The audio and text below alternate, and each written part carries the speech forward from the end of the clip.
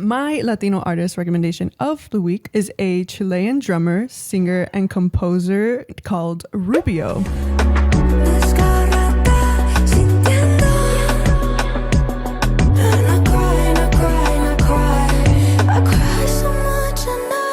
She has an electronic dark pop sound with a mix of like chill wave. So what I find interesting about Rubio is that she has a background in being a punk band drummer.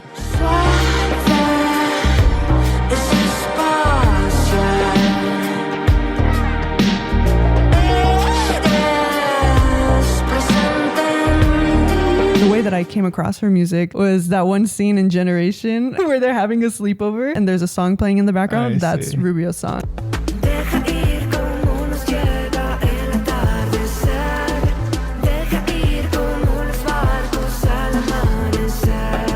Check out Rubio. Awesome music. That's my Latino artist.